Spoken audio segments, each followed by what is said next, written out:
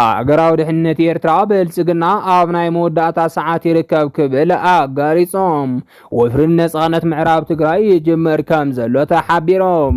ኤርትራ ብልጽግና ንምእላይ ምድላዋታ ከም ዝወድአ ተገሊጾም በዓል ጥምቀት 2018 ዓመተ ምህረት ኣብ ከተማ ማይጨው ሓለፍቲ ስራሕ መንግስቲ ምእመንን ኣጋይሽን ኣብ ዝተረኸብሉ ብድምቀት ተኸቢሮም أرست زينانا نزيوم يمثلوا نيروم أزي حبرت ميديا نتورك يوز خبركم تخاطلتنا كيسا موداتا مولو تحستنا خيتك عاطلنا بخبرن دعدمنا حزد معنا بوانا زرزر زينانا خنحلف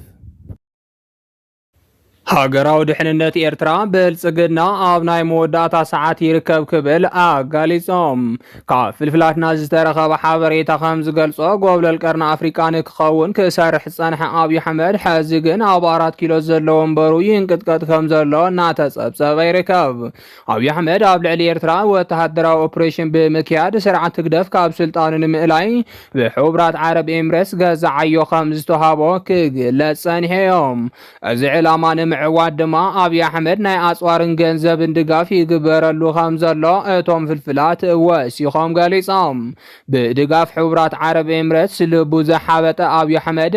ክልል ዓፋር ዋና መዋፈሪ ድሮንን ነፈርትን ብምግባር ኤርትራ ኣብ ትሕቲ ቁፅር የውዕል ኣለኹ እናበለ ከም ዝጸንሐ ፍልፍላት ይሕብሮም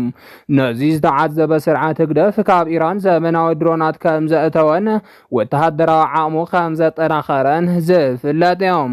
ወደብ ዓሰብ ንምቁጻር ኣብ መበል 11 ሰዓት በፂሐ ኣለኹ ክብል ዝጸንሐ ብልጽግና ኤርትራ ዘመናዊ ድሮናት ኢራን ምስ ሸመተትን ዓቕማ ምስ ኣጠናኸረትን ኣብ ከቢድ ጭንቀት ከም ዘሎ ተሓቢሮም እዚ ከምዚ ኢሉ እናሃለወ ሕዚ ሃገራዊ ድሕነት ኤርትራ ንብልጽግናን ደገፍቱን ዘደንገጸ ሓበሬታ ይፋ ገይሩሎም ናቕፋ ፕረስ ብዝብል ሽም ዝፍለጥ ሚድያ ዝተለቐቐ ሓበሬታ ከም ዝገለጾ ብልጽግና ኣብ ስልጣን ዝጸንሐሉ ግዜ ከም ዝተወደአን ምናልባት እውን በአጻብዕቲ ዝቁጸረ ኣዋርሕ ጥራሕ ከም ዘለዎን ይገልጽ ካብ ሃገራዊ ድሕነት ኤርትራ ምስጢራዊ ሓበሬታ እትቕበል ከም ዝኾነ ዝንገረላ ናቕፋ ፕረስ ብልጽግና ብዙሕ ፕሮጀክታት ሓንፂፁ ክፍትን እንተጸንሐ እኳ ኩሎም ፕሮጀክታቱ ንኽፍሽሉ ኣብ ዝተሰርሐ ዕዉት ስራሕ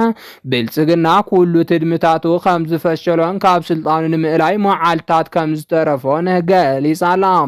ናቕፋ ፕረስ ወሲኻ ሕወሓት ኣብ ትግራይ ዝነበሩ መሓውር ብልጽግና ኣብ ምፍራስ ዝጻወቶ ዘሎ ግደ ከም ዘድነቐትን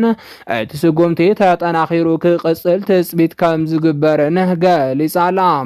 ናቕፋ ፕረስ ኣብ ትግራይ ዝነበረ መሓውር ብልጽግና ይብተኻሎ ክትብል እትገልጽ ዘላ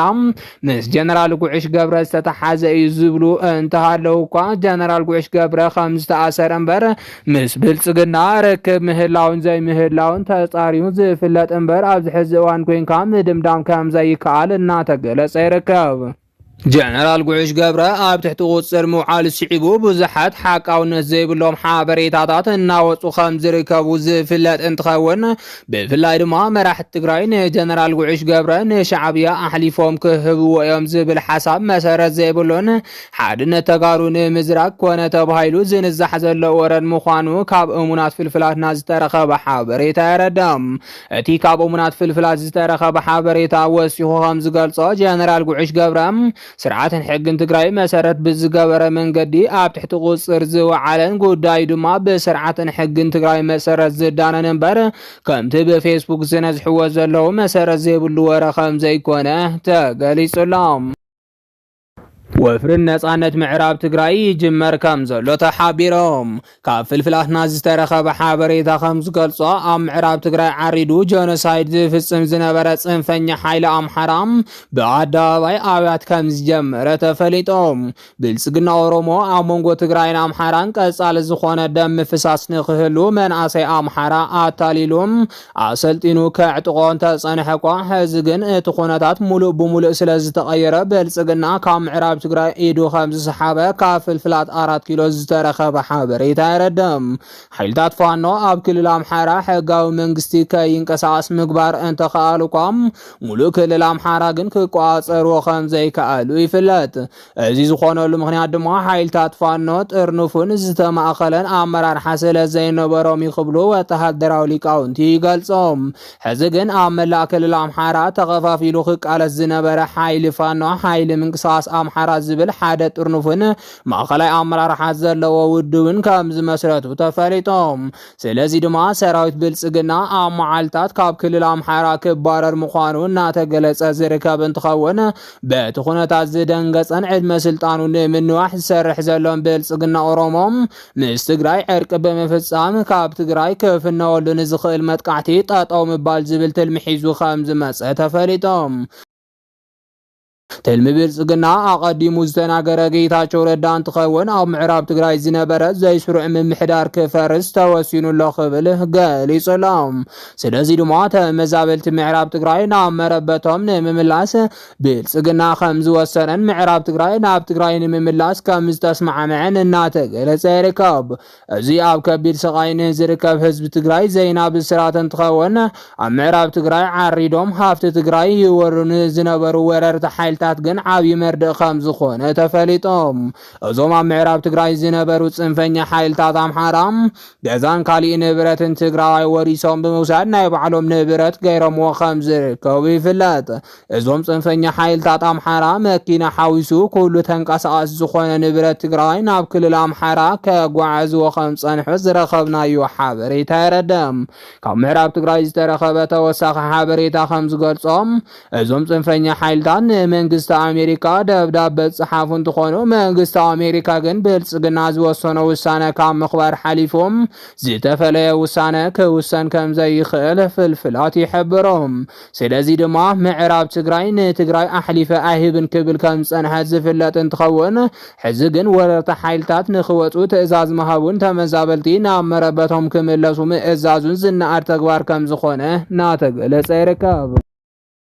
ኤርትራ ብልጽግና ንምእላይ ምድላዋታ ከም ዝወደአ ተሓቢሮም። ካብ ፍልፍላትና ዝተረኸበ ሓበሬታ ከም ዝገልጾ ስርዓት ህግደፍ ኩሉ ኤርትራዊ ንሃገሩ ብዝብል ጭርሖ ወፍርታት ብምግባር ህዝቢ ኤርትራ ከሰልፎ ከም ዝጸንሐ ዝፍለጥ እዮም። ኤርትራውያን ናይ ፖለቲካ ኣፈላላያት እንተሃለዎምን ስርዓት ህግደፍ ክእለ እንተደለይኑ እኳም ብጉዳይ ሃገሮም ከም ዘይደራደሩ ግን ፍልፍላት ይሕብሮም። እቶም ፍልፍላት ወሲኾም ከም ዝገለጽዎ እቶም ስርዓት ህግደፍ ንምእላይ ዝቃለሱ ኤርትራውያን እውን ካብ ኣታዊኦም 200 ቆሪጾም ናብ ኤርትራ ከም ዝልኹ ገሊጾም። ስለዚ ድማ ኣብይ ኣሕመድ ኣንጻር ሉዓላውነት ኤርትራ ወፍሪ ኩናት ምጅማሩ ብዙሓት ኣንጻር ስርዓት ህግደፍ ዝቃለሱ ዝነበሩ ኤርትራውያን እንተይተረፎም ንስርዓት ህግደፍ ምድጋፍ ከም ዝጀመሩን ብልጽግና ንዝሓሰቦ ኩናት ንምፍሻል ንምክልኻልን ይሰርሑ ከም ዘለውን እናተገለጸ ይርከብ። ነዚ ስዒቡ ድማ ስርዓት ህግደፍ ንምእላይ ኣብ ሰልፍታት ዝውዕሉ ዝነበሩ ኤርትራውያን ሕዚ ስርዓት ብልጽግና ዋና ኣጀንዳኦም ከም ዝገበርዎን ኣብ ልዕሊ ኢሳያስ ዝነበሮም ጽዕንቶ ከም ዝቐነሱን ተፈሊጦም። እዚ ከምዚ ኢሉ እናሃለወ ሕዚ ዝተረኸበ ሓበሬታ ከም ዝገልጾ ኤርትራ ስርዓት ብልጽግና ንምእላይ ምድላዋታ ከም ዝወደአ ተሓቢሮም።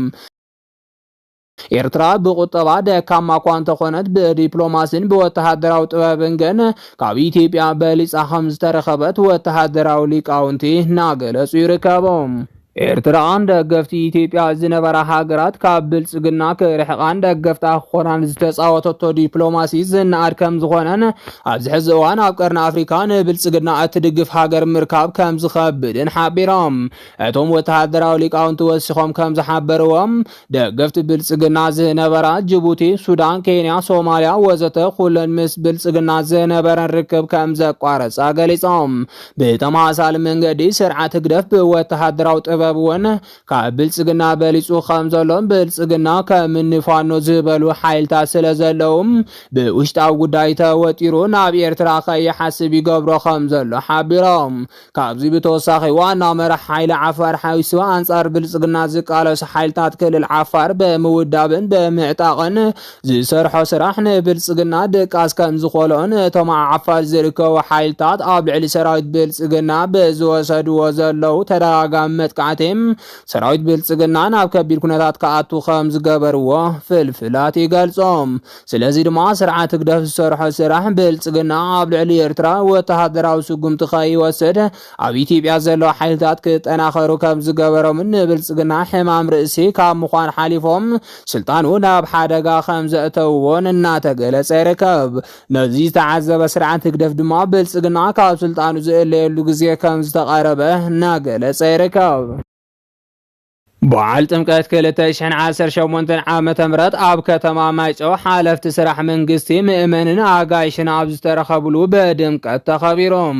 ኣብቲ በዓል መልእኽቲ ዘመሓላለፉ ኣመራርሓ በዓል ጥምቀት ሓድነትና ኣስጢምና ናብ ልምዓት እንወፍረሉ ክኸውን ይግባእ ክብሉ ፀዊዖም። ኣመሓዳሪ ዞባ ደቡብ ትግራይ ኣይተ ዝናቡ ገብረ መድህን በዓል ጥምቀት ኣብ ዩኔስኮ ዝተመዝገበ ሕላገት መንነትናን ሃይማኖትናን ስለ ዝኾነ ብንዝተዋፈርናሎ ዓውዲ ልምዓት ረጋገጽ ከንረባረብ ይግባእ ኢሎም። ብሰንኪ ኩናትን ኣብ ውሽጥና ብዝተፈጠረ ፀገምን ተጎሪና እናሃለና ሕዚ እውን ሕቶታት ብዕጥቃ ቃልሲ ክምለሱ ዝፅዕሩ ኣካላት ናብ ልቦም ክምለሱ ፀዊዖም። ሓላፊ ቢሮ ባህልን ቱሪዝምን ትግራይ ዶክተር ኣጽብሃ ገብረ እግዚአብሔር ብወገኖም ህዝቢ ትግራይ ሃፍታም ታሪክን ባህልን ዝወነነን ክቡር ህዝብን እዩ ዝበሉ ኮይኖም ዞባ ደቡብ ትግራይ እውን ጥንታውያን ገዳማትን ተፈጥሮኣዊ ደኒ ቃላይን ካልኦትን ሓዊሱ ዝሓቆፈ ሕጓ ቱሪዝም ትግራይ ክብሉ ገሊጾም። በዓል ጥምቀት ዝምድና ህዝቢ ንምጥንኻር እቶት ንምድንፋዕን ባህልናን መንነትናን ንምልላይን ዓብይ ዕድል እዩ ዝበሉ ዶክተር ኣጽብሃም ጥምቀት ኣብ ቃንዛ ዘላ ትግራይ እተሓዊሉ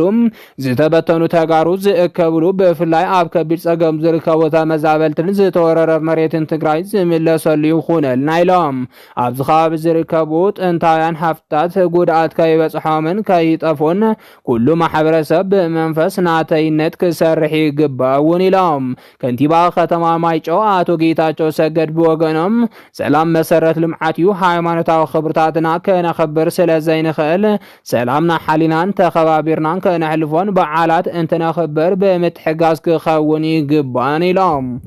ናይሎም ዜናሃትና ኣብ ዘብቂዑሎ ንምክትታልኩም ነመስግን።